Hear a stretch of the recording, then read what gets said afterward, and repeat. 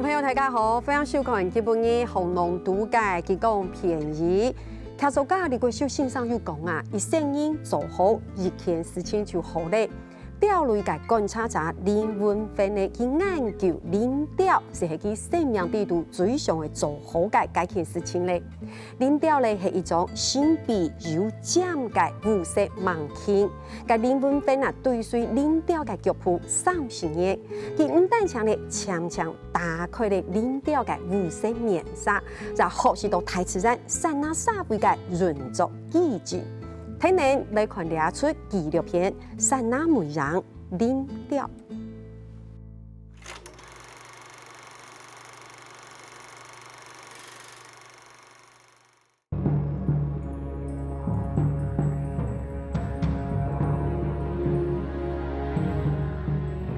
森林是一本既深奥又神秘的书，穷尽一生，我们也无法全面解读。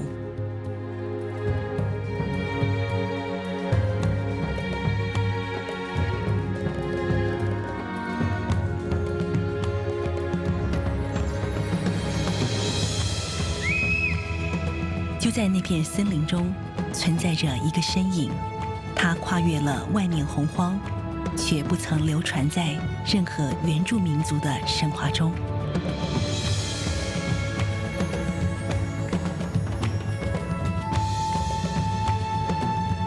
他一世孤飞，横越群山万壑。那自在翱翔的身影，驰骋在风起云涌的天地间，却像是谜一样的传奇。它是山林的魅影，也是黑色的武士。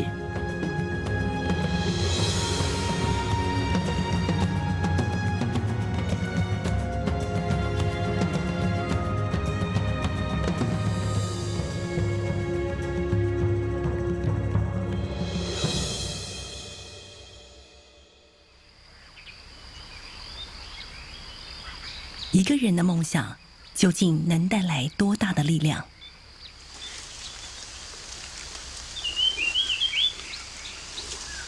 长期以来，猛禽研究者林文宏不断地朝着森林出发。经过多年的寻寻觅觅，2008年，他终于找到生平第一座林雕的巢。为了完成这个愿望，足足花了他14年的时间。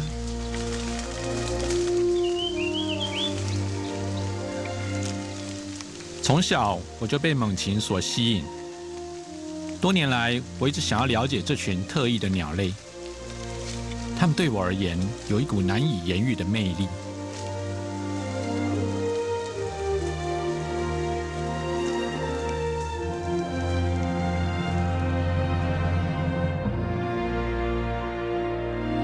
在艋舺长大的文宏，经常在淡水河上见到飞鹰，那些景象深深烙印在他年幼的心中。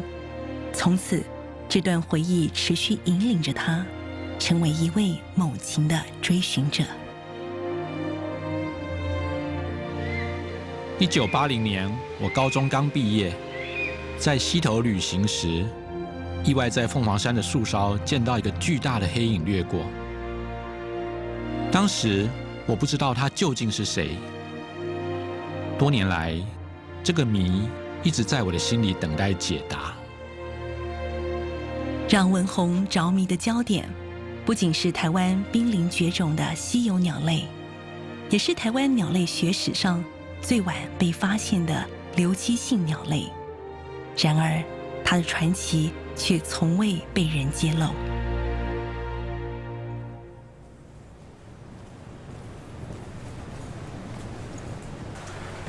我找了许多资料，才发现，原来在1822年，它第一次在人类典籍中被记载。这年，荷兰鸟类学家丹氏在印尼爪哇得到一只黑色大鹰的标本，他无法确认种类，只能称它为4鸢的雕。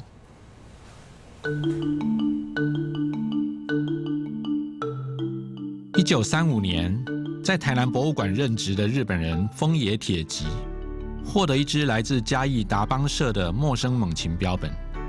5年之后，鸟类学家山街方模见到这只标本，鉴定出是全日本领土内的新纪录种，将它命名为丰野臼。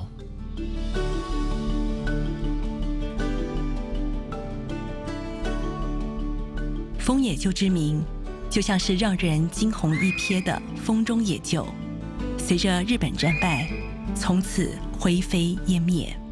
取而代之的，则是正式的中文名字林雕，也就是森林之雕。直到1980年，人们对台湾的林雕仍然所知甚少，只知道它是一种稀有且处境堪虞的鸟类。在命运的牵引下，林雕让文宏走上了一条不一样的生命之路。1993年的2月，当时任职于中华鸟会的林文宏，特地去苏澳接回一只身中猎人陷阱而受伤的林雕。经过兽医的救治后，文宏接手继续照料。这只烧鸟由于脚趾残废，无法野放，最后只好由鸟会移交给台北市立动物园长期圈养。经过这5个月的朝夕相处，文宏对于林雕不仅更加了解，也投入了更深厚的情感。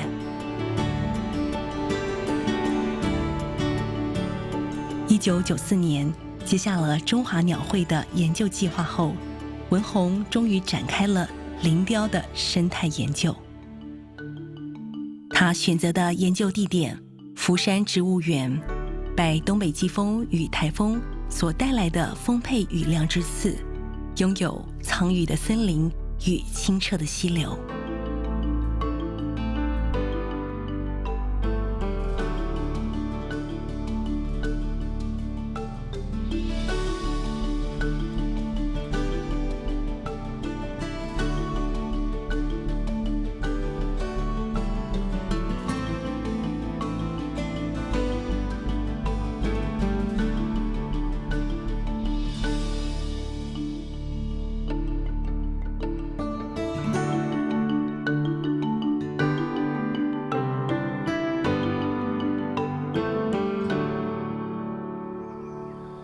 高大的老林乔木，浓密的灌丛，大量的附生植物，随处可见的枯立木或是倒木，以及在这些孔隙间所萌发的新生小苗，多层次的原始森林，形成了适合野生动物栖息的丰富环境。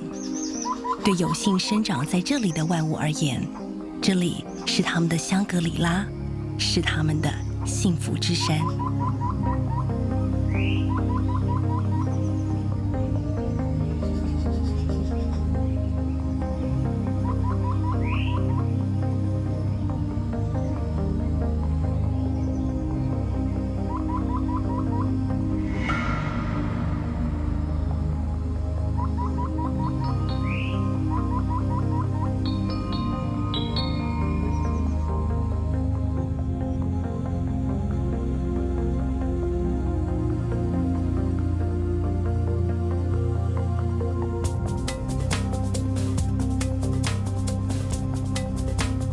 万物之上，一对林雕夫妻终年在此生息，统御着好几公里纵深的领域。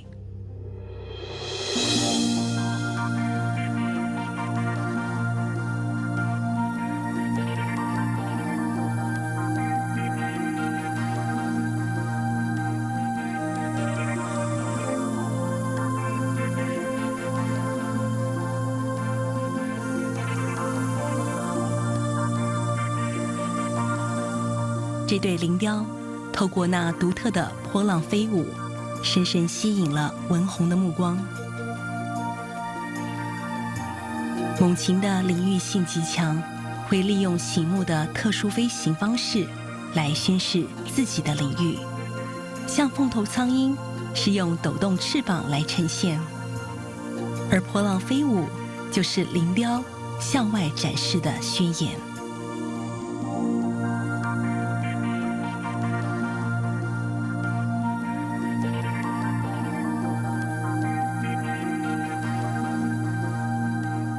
在大型猛禽中，林雕的羽色显得特别深暗，所以英文名字被称为 Black Eagle， 也就是黑雕。与大冠鸠相比就十分显著，而且它有一双深褐色的眼睛，跟大冠鸠黄色双眼截然不同，显得更加深邃。就体型而言，它不但是台湾8种刘栖性猛禽中翼展最长的，而且有着独特的翼性。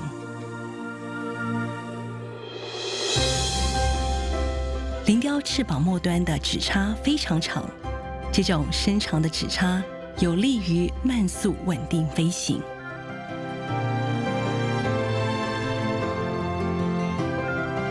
这种指叉的功能就如同飞机在主翼与凤翼之间横向的缝，当飞行器在上升时，双翼上方容易产生乱流而导致失速。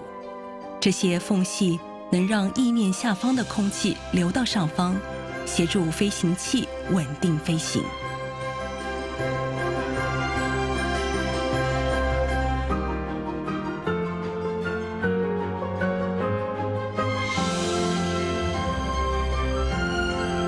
即使在天候不佳的雨雾状态下，林雕依然可以轻松地在森林低空缓慢滑翔。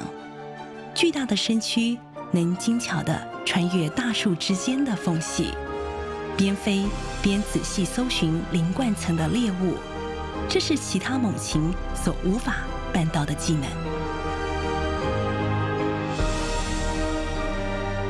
林雕的双翅展开可以长达180公分，但是它的体重却很轻盈，只有1.6公斤。这种精瘦修长的身材，其实是一种设计极为完美的飞行器。它既可以是飞行缓慢的滑翔机与侦察机，也可以随时变身为高速俯冲的战斗机。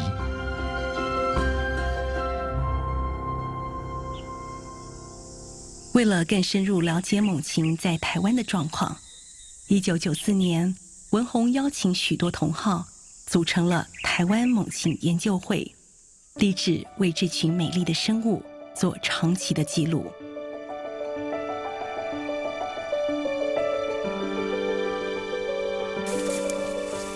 年复一年，这群猛禽的追寻者不断重返这座山谷的理由，只因为要贴近那划过山林的魅影。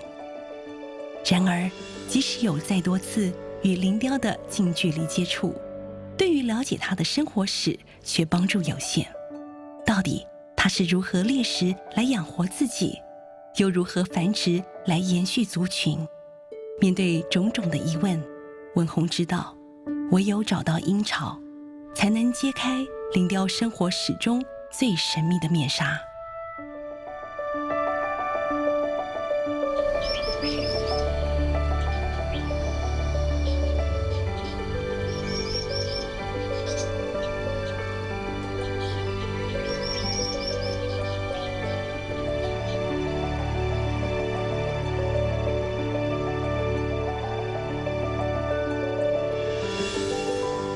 2008年的春天，研究伙伴第一次观察到林雕交尾的画面，代表着林雕将在这座森林里繁殖，让研究团队非常振奋。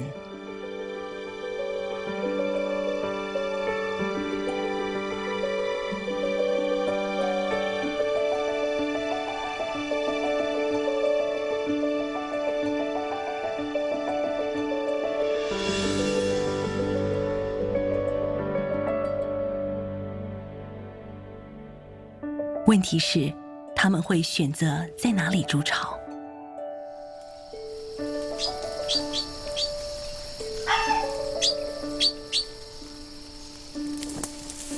为了寻找鹰巢，文宏与伙伴多次在浓密的森林中搜寻。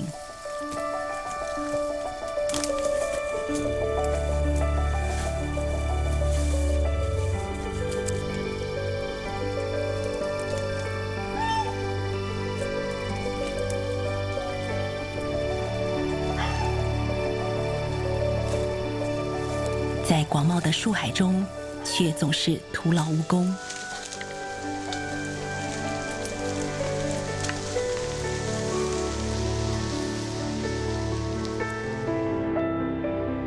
云雾笼罩着森林，漫长的追踪虽充满着迷惘，却阻断不了这群人的热情。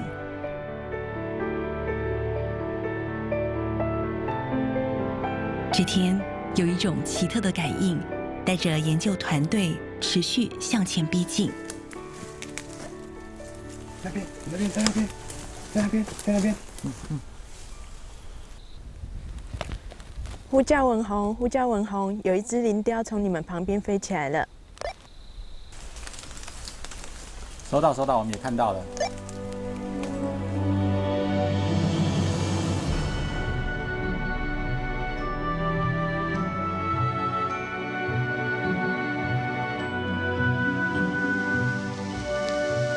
就在那刻间，仿佛是获得了自然的恩准，文宏找到了林雕的巢。我看到一只母鸟正静定地伏在巢中看着我，似乎老早就已习惯我的存在，而我却非常的激动。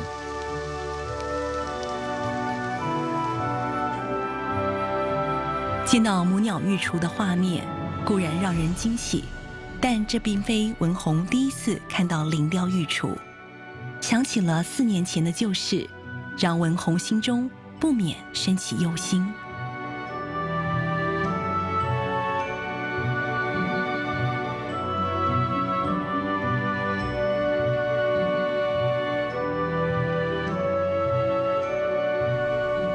2004年的春季，就在幸福之山里，2位也是猛禽研究会会员的生态研究者江博仁与陈一鸣，意外的在隐秘的森林中发现了林雕的巢。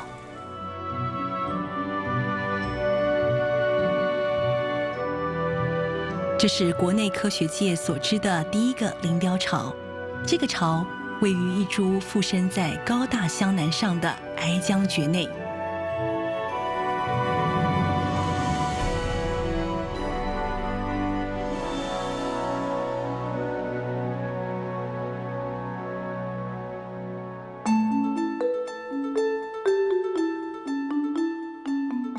大部分猛禽的巢是利用树干的分叉处作为基座，再铺上树枝搭建而成。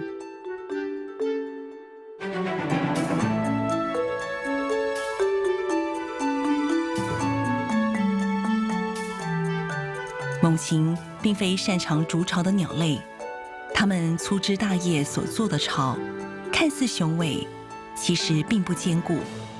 在多风多雨的台湾，往往一夕之间就将鹰巢摧毁了。松雀鹰繁殖时就经常遇到这样的逆境。体型巨大的林雕需要够大的树枝分叉处来筑巢。牢牢附着在大树上的大型蕨类，不但提供了够大的基座，而且比一般鸠鹰类自己筑的巢更加坚固，自然成了林雕最佳的巢位选择。因此，拥有这些大型附生蕨类的老熟天然林，是林雕非常依赖的繁殖基地。大型附生蕨类是潮湿多雨的原始森林指标，它们的新叶为幽暗的林间增添几许明亮光彩。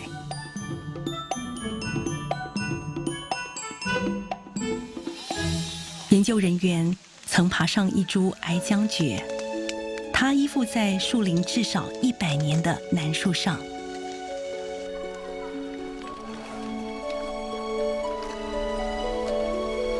经过测量，它的直径超过1公尺，可承载一个70公斤的成人重量，而且有很好的遮蔽性，也因此受到了个性谨慎的林雕所青睐。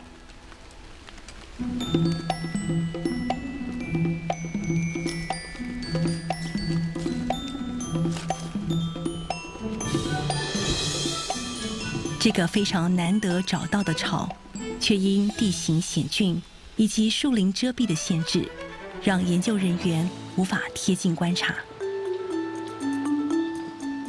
猛禽研究会的研究团队借助电子科技解决了难题。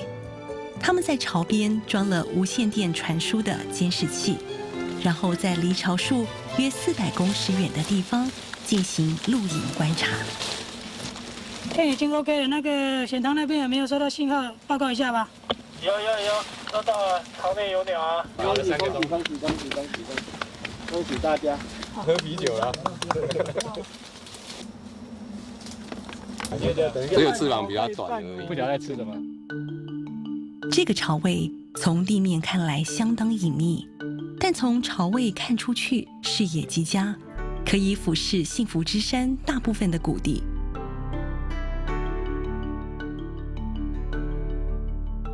为了要了解林雕的食性，文宏也试着透过分析食碱来获得更多资料。鸟类没有咀嚼的能力，猛禽是将食物大口直接吞进肚子里消化，不能消化的部分就结成食碱吐出。文宏在林雕夫妻固定停栖的大窟之下张网，每天上山去采集它们吐出的新鲜食碱。回到工作室解析食碱的内容后，他发现原来林雕的食物完全是由哺乳类与鸟类所组成的。例如，这个食碱含有许多硬刺，就是来自于低海拔森林中最常见的鼠类刺鼠。最神奇的是，食碱中出现多次鸟蛋的蛋壳，证明了林雕擅长于袭击繁殖中的鸟巢，掠食其中的幼雏或是鸟蛋。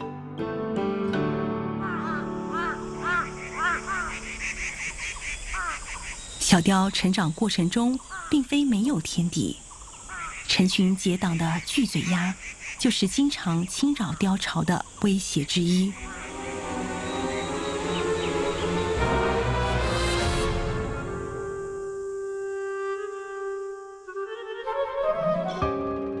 还好林雕双亲总能齐心协力击退鸭群。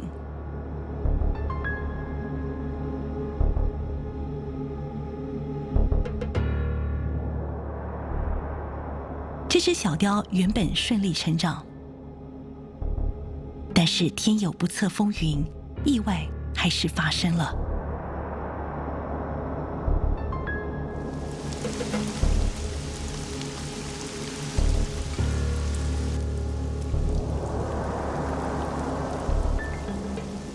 这一天，轮值负责监看监视器的团队伙伴突然发现眼前让他惊讶的画面。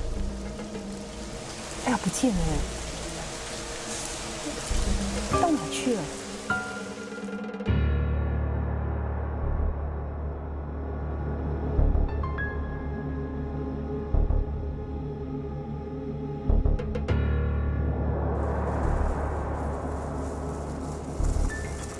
面对这突如其来的紧急状况，所有研究团队成员都从各地赶来集合，准备展开抢救小雕的任务。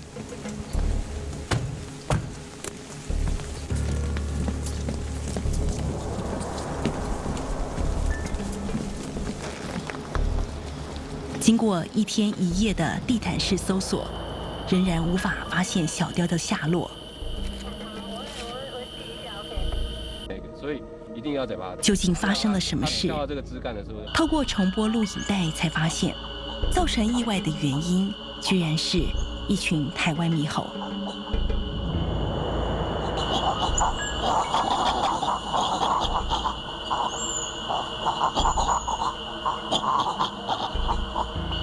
原来6月中旬，香南的果实成熟了。这一天，一群多达30-40只的台湾猕猴群，沿着森林的树冠层摄食香南果实，并逐渐接近巢树。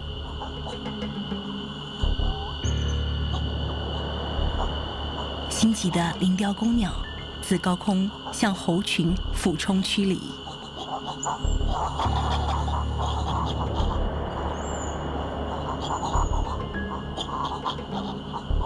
猴群原本忌惮于这个巨大的黑影，纷纷闪避。不过，毕竟寡男敌众，一心想要吃到这颗楠木果实的猴群，终于爬上雕巢，距离小雕近在咫尺。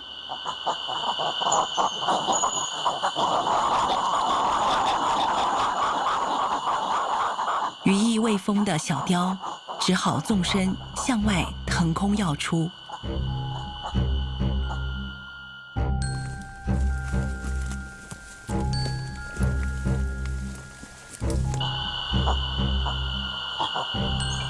现在，这只小雕究竟在哪儿？它是否平安？就在所有的人都觉得彷徨无措之际，文宏望着天空，突然有了灵感。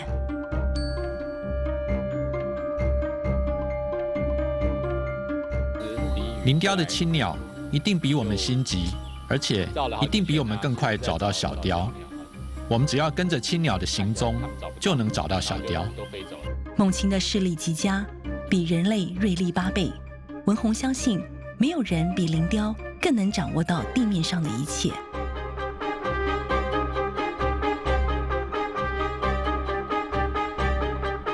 事实证明了他的假设，林雕公鸟出现了，并且数度进出山坡的某处。文宏随即跟着公鸟的航迹入林搜寻，终于找到了孤零零站在离巢数百公尺外的小雕。小雕找到了。被猴群强逼离巢的小雕，比它正常离巢时间早了20天，在飞行能力尚差的状况下，只能半飞半跳，勉强站立枝头，有时甚至会摔落到地面上。孤独站在枝头的小雕，经常深深体换，似乎传达着无助的心情。之后，由于小雕的踪迹越来越难以掌握，研究记录的工作不得不终止。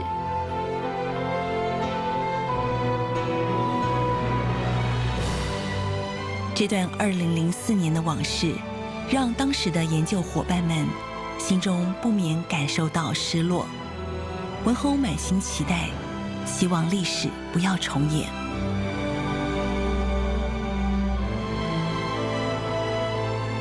还好4年之后，2008年所寻获的林雕巢有很好的观察角度。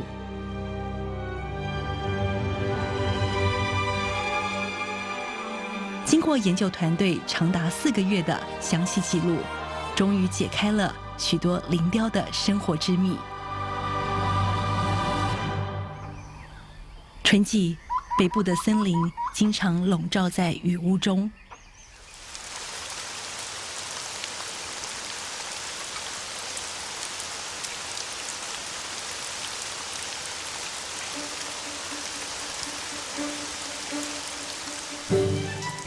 林雕的繁殖情节，一如它谜样的身世，也在雨季里默默进行着。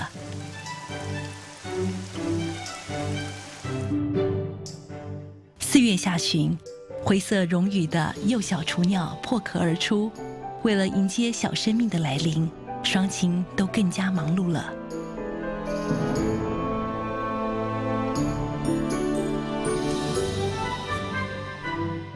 原来林雕并非每年繁殖，在正常的情况下，它们最快也得2年才繁殖一次，而且每次只生1颗蛋，因此每只林雕从小都是备受双亲呵护的独生子。林雕奉行男主外女主内的责任分工，母雕负起所有家务，对小雕的照顾无微不至，显露出在猛禽中罕见的慈爱与细心。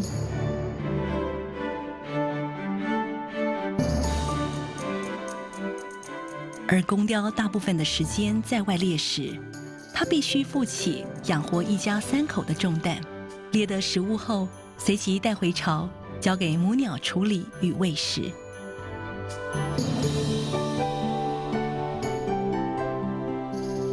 这次的调查让研究团队更能掌握林雕的猎食模式以及与环境的互动关系。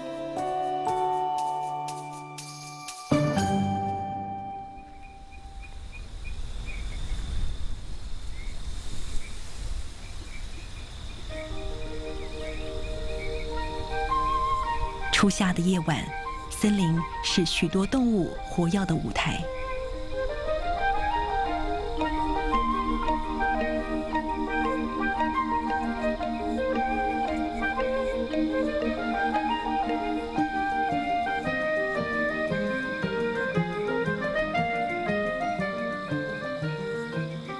飞鼠在刚发嫩叶的大树上大快朵颐，母飞鼠要让自己有充足的奶水来哺育巢洞中的小宝宝。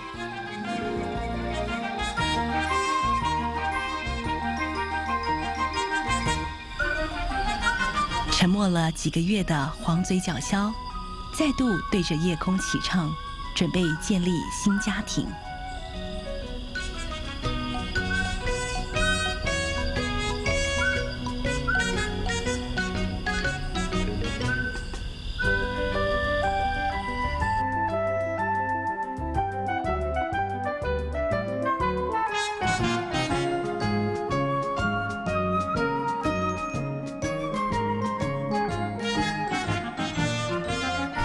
清晨之后，这群夜行动物进入了梦乡。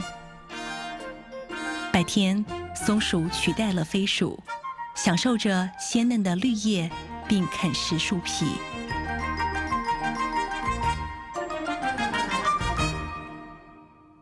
这些白天在林冠层休息的动物，与巢内成长中的小生命，正是林雕的主要猎物。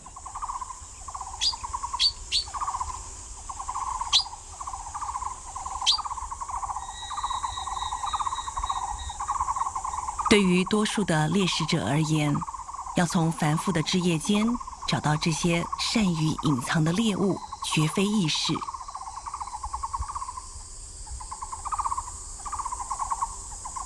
但是，经过漫长岁月的演化，林雕并没有演变为那些需要与猎物正面格斗搏击的壮汉，却成为轻盈善飞、身怀搜寻绝技的林间杀手。在竞争激烈的生态系里，拥有自己的独门功夫。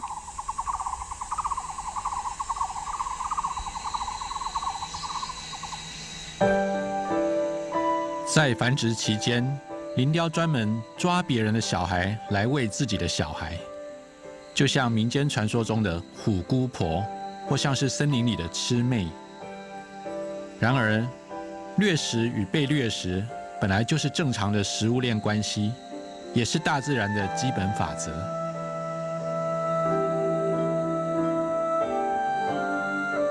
林雕的菜单中，哺乳类包括了松鼠、飞鼠、刺鼠以及它们的幼体；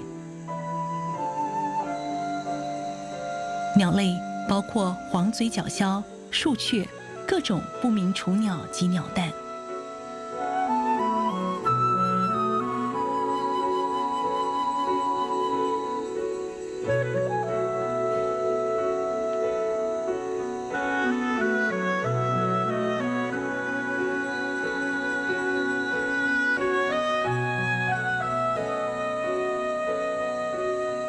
其中，小松鼠是小雕最主要的食物。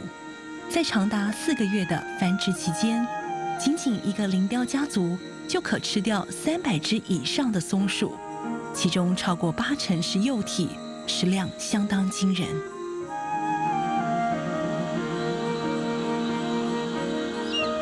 由此可知，林雕的存在对于控制松鼠的数量有着巨大的影响。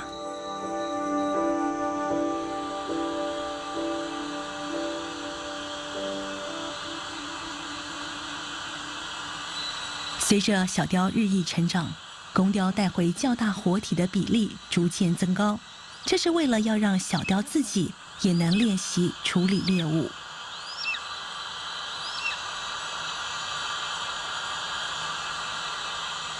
7月初已是育雏末期，青鸟为了鼓励小雕练飞，有时会带着猎物在低空来回盘旋，引诱小雕跨出生命的第一步。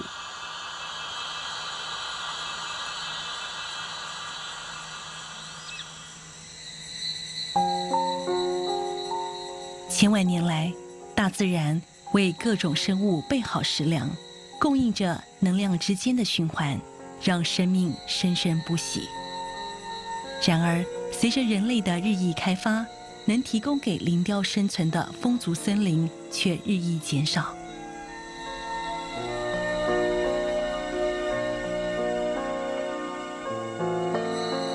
从3月份开始，育雏期持续了4个月。这段期间，林雕公鸟每天辛苦地狩猎来供养全家，原本一身漂亮的羽毛也变得残破不堪。繁殖后期，食物的需求量更大，为了拓展更多食物的来源，这天公鸟决定飞到远方去猎食。从空中俯瞰大地，幸福之山固然苍茂繁盛，但一离开这片区域，森林覆盖面积越来越少，越接近人类的地方，原本多样缤纷的生命力也越加贫乏。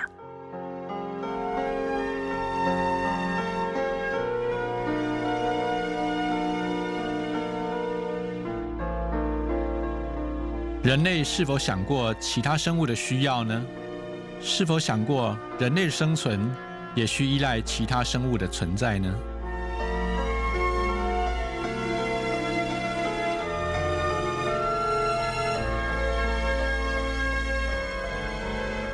猛禽虽然是优势的掠食者，但是透过林雕公鸟寻找食物的辛苦历程，却让我们感受到生态系在人类影响下显得如此脆弱。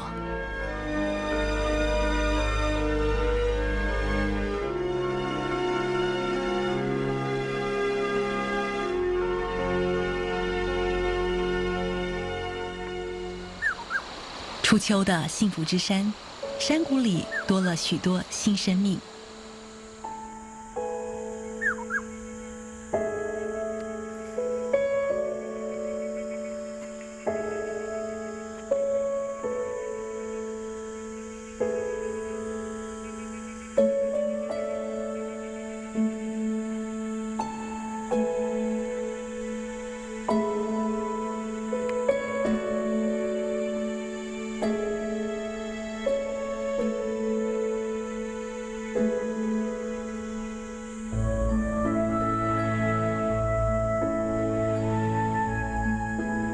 松鼠妈妈被林雕带走了一整窝孩子，但她还是成功养育出另一窝小松鼠。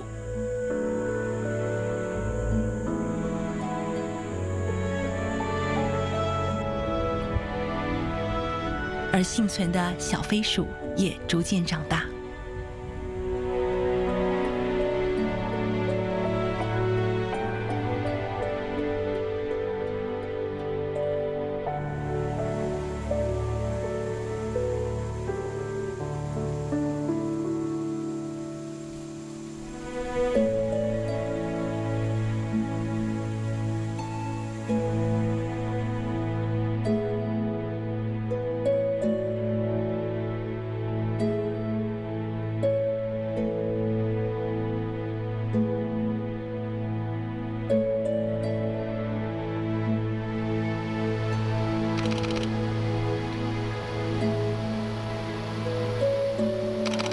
高空中，3只灵雕相接共飞，灵雕双亲正陪伴着他们的独生子遨游天际，俯瞰大地。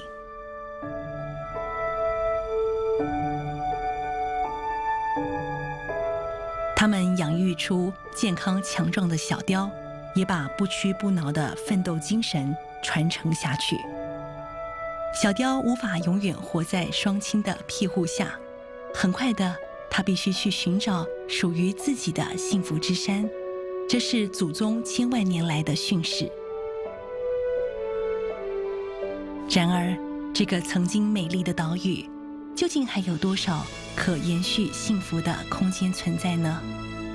灵雕夫妻无法回答这些问题，他们只能努力生存，努力繁衍，希望离去的小雕能继承关于黑色武士的传奇故事。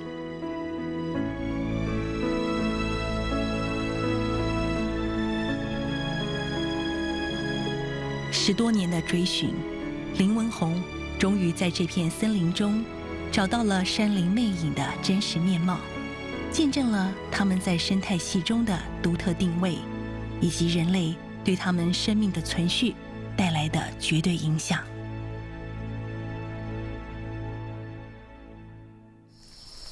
森林这本深奥的书，我们仍然一知半解。当我们置身其中，才发现所有与我们擦身而过的一切，都是构筑自然网络的一部分。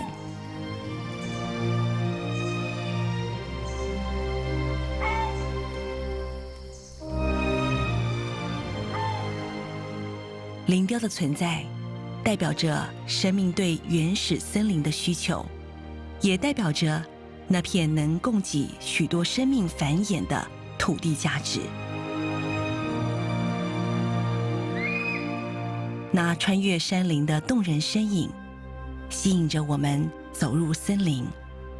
或许，一如鹰之眼，这只森林之雕早已掌握一切，并等待着去完成更多的传奇故事。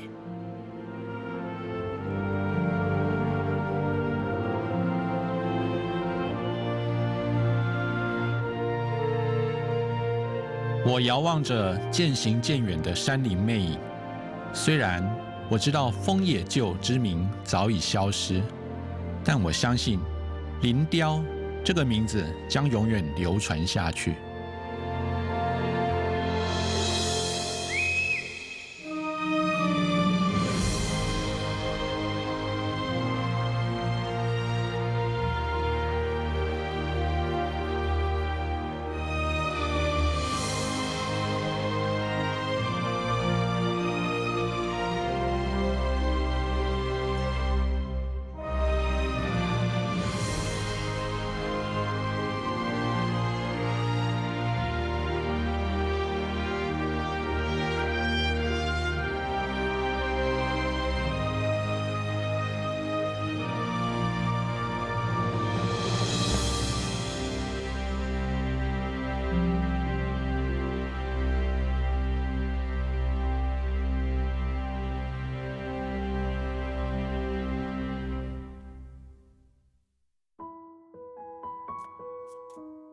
史上系抓出样片讲的啊，你有啲你自家嘅姓孙啊，系遗失其他嘅性命，系讲你认为自家系属于谁哪嘅，嘅有意义谁哪冇睇咧？